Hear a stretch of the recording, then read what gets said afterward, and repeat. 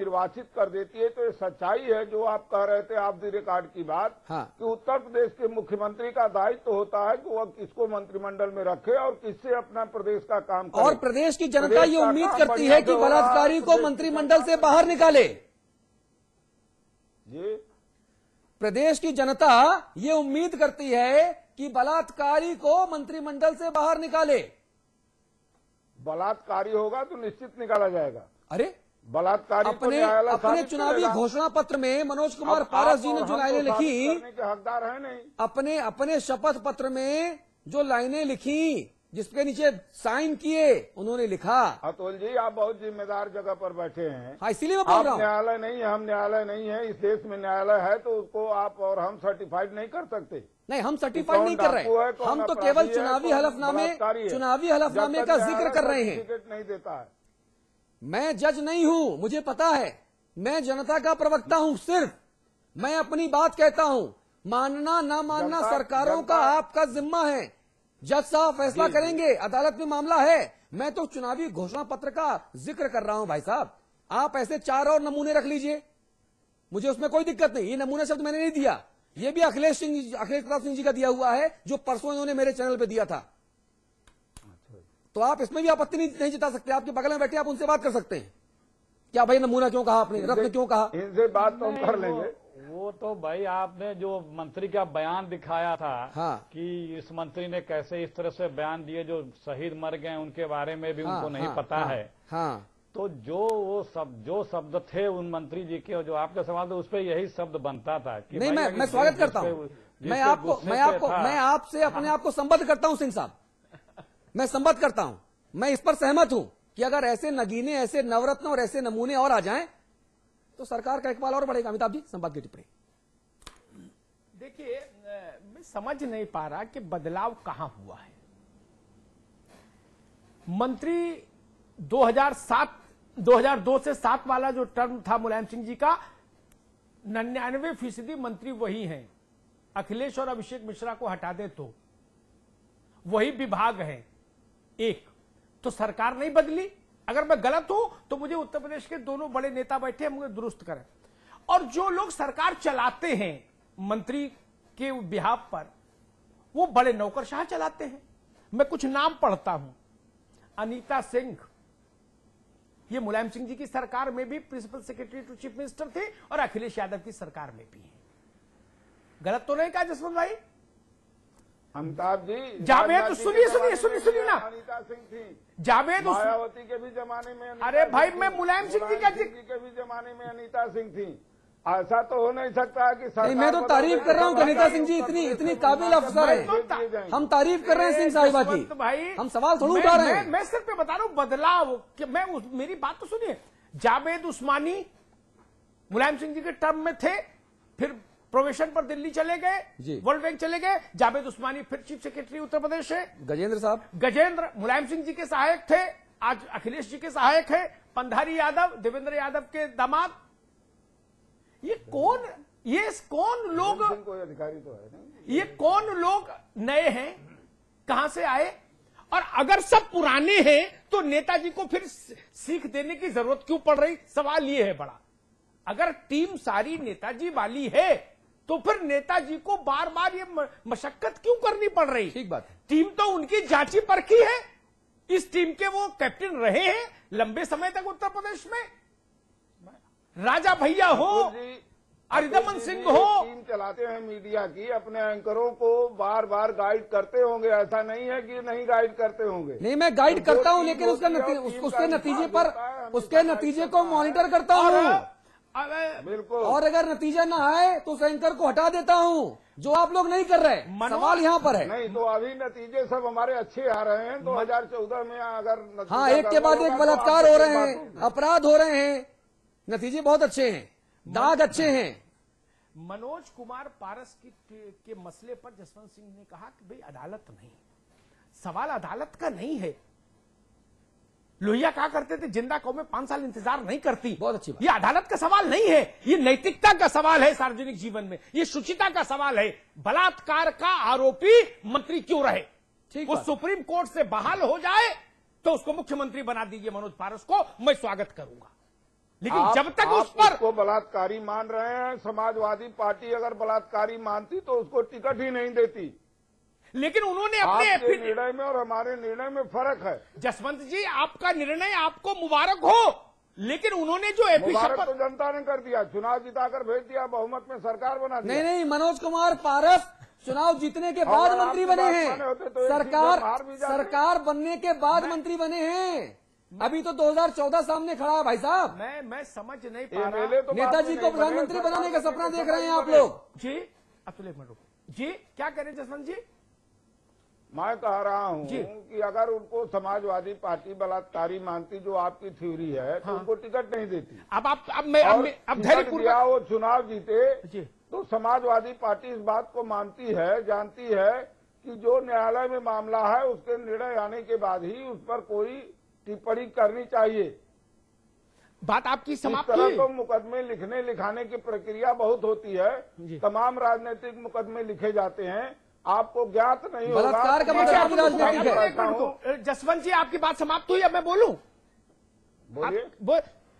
मैं पहली बार आपके श्रीमुख से सुन रहा हूं कि बलात्कार का मुकदमा भी राजनीतिक मुकदमा है। बहुत ये बढ़िया। पहली बार मैं सुन रहा हूं।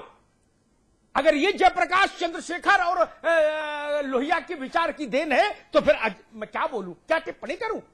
अगर ये उस स्कूल की थॉट है कि बलात्कार का मुकदमा राजनीतिक मुकदमा है, तो शर्म आएगी जवाहरलाल को, लोहिया को, जयप्रकाश को, नरेंद्र देव को किस लिए जेल गए थे?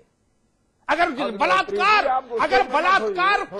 बलात्कार पर स्टे पर छूटा व्यक्ति सूबे में मंत्री हो और समाजवादी पार्टी का नेता कहे कि राजनीतिक मुकदमा है बलात्कार, 151 समझ में आती है, 144 समझ में आती है, 376 को जो लोग राजनीतिक मुकदमा बताएं, थोड़ा सुन लीजिए, हद है, सुन लीजिए, हद है भाई। सुन लीजिए मेरी बात को। अरे भाई, अब अमिताभ मित्र जी, अपनी बात पूरी कीजिए आप। अब सुनने और सुनाने को शायद जनता नहीं, हाँ, समझ गई क्या? मैंने ऐसी टिप्पणी अपने पूरे जीवन में नहीं सुनी कि 376 का मुकदमा राजनीतिक मुकदमा है। करेंगे तो ये तो कोई बात नहीं हुई। कैसी बात है? आज तक किसी ने इस देश में ये नहीं कहा कि बलात्कार का मुकदमा राजनीतिक मुकदमा है। अमिताभ जी, आज तक इस देश में किसी ने नहीं कहा। अमिताभ जी, जसवंत सिंह जी, जसवंत सिंह जी, जसवंत सिंह जी, जसवंत सिंह जी, जसवंत सिंह जी, अमिताभ जी, अमिताभ जी, एक मिनट। जसवंत सिंह जी, नहीं, जसवंत सिंह जी, मैं आपको 5 मिनट का वक्त देता हूं। निर्बाध गति से आप बोलिए। ना मैं, ना अमिताभ जी, ना अखिलेश प्रताप सिंह जी आपको रोकेंगे नहीं। 8:37 हुए हैं। आपका वक्त शुरू होता है अब। 8:41 तक आप बोलते रहिए, 8:42 तक। उसके बाद अमिताभ जी बोले तो आप टोकिएगा नहीं। अपनी बात शुरू कीजिए। नहीं, आप बोलिए, लेकिन आप जो कह रहे हैं मैं राजनीतिक मुकदमा कहा उसको, मैं तो कहा नहीं कि राजनीतिक हम मुकदमा। रिप्ले करके सुनवाएं, रिप्ले करके हाँ, सुनवा सुनवाएं। दीजिए, सुनवा दीजिए। जसवंत जी, मैं पहली बार मैंने सुना कि 376 के मुकदमे की पैरवी करते हुए आदमी ये बोले कि इस राजनीतिक मुकदमे। राजनीतिक तौर पर अब मुकदमे आप लिखवा इस दिए तरह गए। से बात करेंगे तो बात करने से आदमी डरेगा।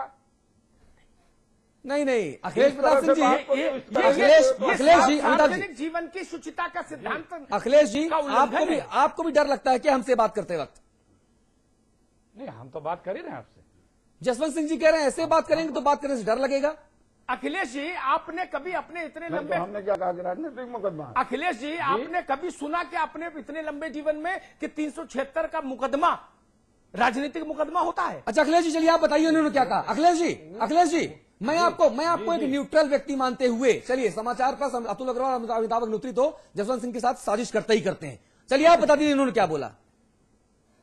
इन्होंने ये बात कही ना, नहीं, इन्होंने ये बात कही ना कि ऐसे मुकदमे राजनीति से प्रेरित होते हैं, अदालत का फैसला आने दीजिए।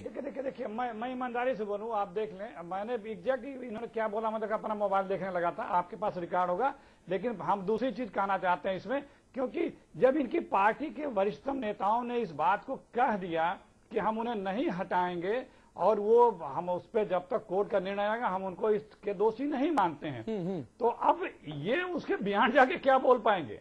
हमारा व्यक्तिगत मत यह है कि जब पार्टी के वरिष्ठ नेता बोल दिए, उन्होंने क्या बोला वो आपके पास रिकॉर्ड में होगा, आप उसको रिप्लाई करके देख सकते हैं, चलिए दिखा सकते हैं। ठीक है, अब मुझे लगता है कि हम अपनी दूसरी चर्चा बात करें कि ये एक वरिष्ठ नेता, जिम्मेदार मंत्रिपरिषद के लोगों ने जब एक कह दिया, आपने जैसा अभी बताया कि हम उन्हें नहीं हटाएंगे, तो उसके बयान ये इनकी क्षमता नहीं है या इनका अपना इतना नहीं है बोल पाने का या कह पाने का कि अपने दम पे ये ऐलान कर दें कि नहीं हम ऐसा कर देंगे, क्योंकि जो जिम्मेदार वरना कहीं यही ना हटा दिए जाए, अपना वर्डिक्ट दे दिया, ऐलान के बाद कहीं यही ना हटा दिए जाए।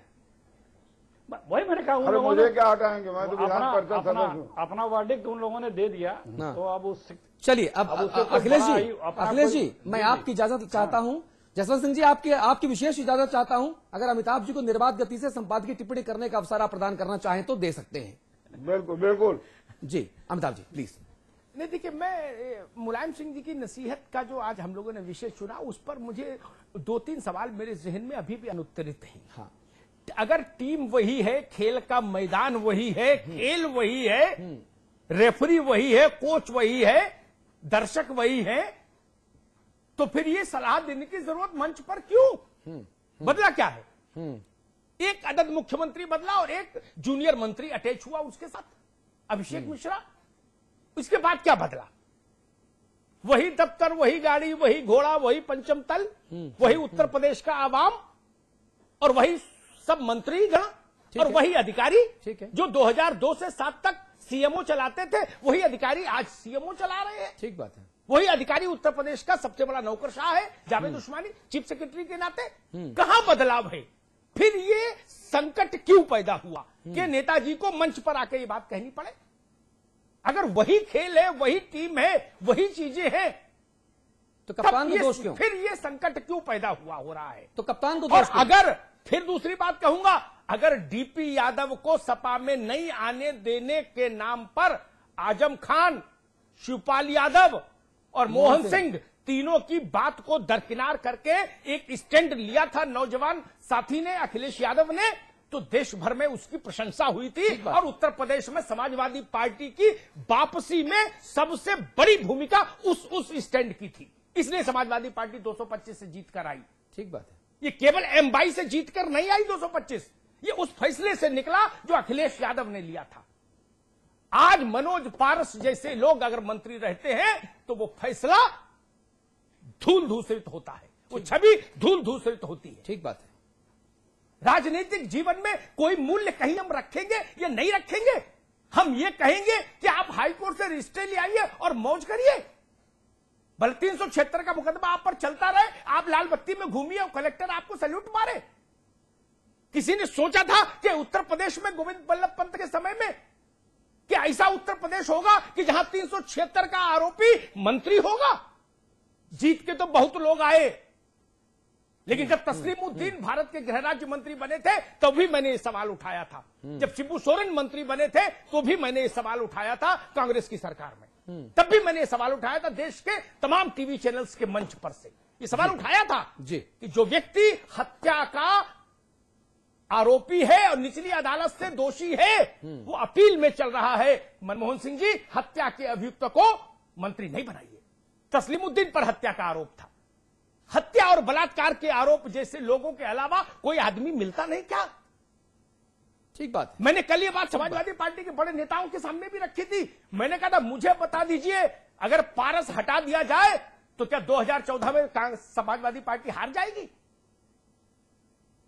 इस प्रदेश 23 करोड़ की आबादी की जनता को, महिलाओं को, बच्चियों को एक संदेश दे दीजिए कि सरकार आपके साथ खड़ी है। और जब तक उस आरोप का दोषी व्यक्ति मंत्री है, उस आरोप में लिप्त व्यक्ति, तब तक कोई महिला कैसे यकीन करेगी कि जिस सरकार में मंत्री 376 का आरोपी हो जी, वह सरकार महिलाओं की हिफाजत करने में कटिबद्ध है? ये भरोसा मुश्किल हो जाएगा। जी, आज इसी मुद्दे पर फेसबुक पर मैंने एक पोस्ट की, उस पे एक व्यक्ति ने, कानपुर के रहने वाले विपिन त्यागी ने एक कमेंट लिखा, मैं भी देख रहा हूं। उसमें उन्होंने कुछ नहीं लिखा, सिर्फ इतना लिखा कि मेरा कातिल ही मेरा मुंसिफ है, क्या मेरे हक में फैसला देगा।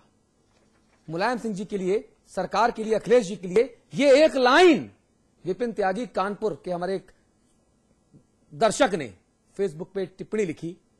ये शायद जसवंत जी ये बताने के लिए काफी है कि सरकार का जो इकबाल है उस पर सवाल कितने बड़े बड़े हैं। बहुत धन्यवाद सिंह साहब, अखिलेश प्रताप सिंह साहब, बहुत शुक्रिया आपका। अमिताभ जी आप बने रहेंगे, एक ब्रेक ले रहे हैं, ब्रेक के उस पार उत्तराखंड की खबर लेंगे। हमारे साथ 3 मेहमान वहां जुड़ेंगे, तुरंत लौट के आते हैं।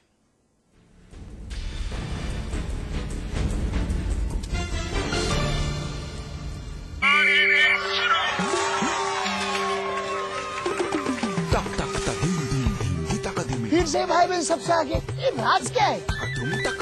अरे माँ, रेस के बाद सीधे घर पे आ